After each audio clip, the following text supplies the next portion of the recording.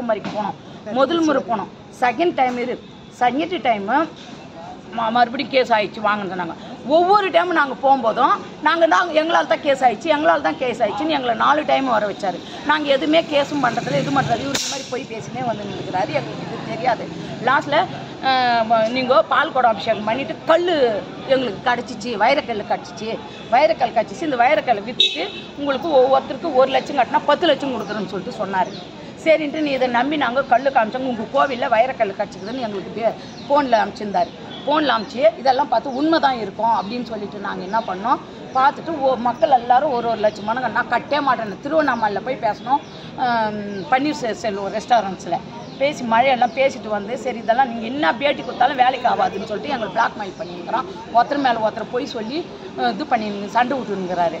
சரின்ட்டு லாஸ்ட்டில் இப்போ மண்டே பெட்டிஷன் கொடுக்கலாம் கலெக்டர் ஆஃபீஸ்க்கு வந்துட்டோம். நாங்கள் மனம் துடிஞ்சு ஒவ்வொரு ஆளுகிட்டையும் 1 லட்சம் கொடுத்தா 10 லட்சம் கொடுக்கல. சாந்தி அம்மாட்டு சொல்லி சங்கவி அம்மாட்டு சொல்லி இவங்க வழியும் 9,50,000 கட்டியிருக்காங்க. இவங்க வழியும் நான் வந்து கட்ட மாட்டேன்னு சொல்லிட்டு கடனாயிரம் அன்றைக்கி எங்கள் அம்மா ஊருக்கு போயிருந்தேன். நான் கார்த்தி மாதம் அந்த கடனாயிரம் அன்றைக்கி சாந்தி அம்மா கட்டிட்டாங்க. நீ கட்டலையான்னு என்ன சண்டை வச்சாரு இந்த பாண்டியன்றவர்.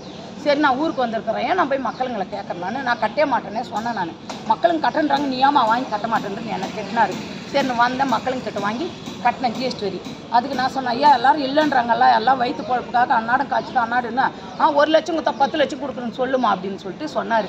இதுக்கு ஆசைப்பட்டு மக்களுங்க என்ன பண்ணாங்க, அவங்கவுங்க நகை நெட்டு தாலி சரடு இது வச்சு அது வச்சு மொத்தம் ஜிஎஸ்டி வரி பணம் மொத்தம் 35 லட்சம் கட்டியிருக்கோம். 35 லட்சம் ஜிஎஸ்டி வரி பணம். இந்த இடம் கொடுக்குறேன்னு சொன்னா பாரு, 2 சென்ட் இடம் ஃப்ரீயாக உங்களுக்கு கொடுக்குறோம் அப்படின்னு சொன்ன பாரு. அதுக்கு வந்து நிர்வாகி வந்து 15 பேர் 150 பேர், இது உறுப்பினர் 150 பேர் சேரணும். நிர்வாகிங்க வந்து 30 பேர் சேர்ந்தால் தான் கவர்மெண்ட்டில் எடுப்படும் அப்படின்னு சொல்லிட்டு நாங்கள் 32 பேருக்கு நிர்வாகி பணம் கட்டினோம். 32ன்றது எந்த 17 பேர், ராணியம்மாவது 16 பேர் இப்படி கட்டினோம். ஒவ்வொரு ஆள் 50,000. அதுவும் கட்டிட்டு இது 150 பேருக்கு வந்து உறுப்பினர் காசு 3000 வசூல் பண்ணால் தான் கவர்மெண்ட்டில் செல்லுபடி ஆகும்னு சொன்னார். நான் என்ன பண்ணேன், இடம் வாங்கி தரமா உங்களுக்கு 3000 கட்டினான்னு சொல்லிட்டு உறுப்பினர் காசை வாங்கி அவர்கிட்ட 4.5 லட்சம் கட்டினேன்.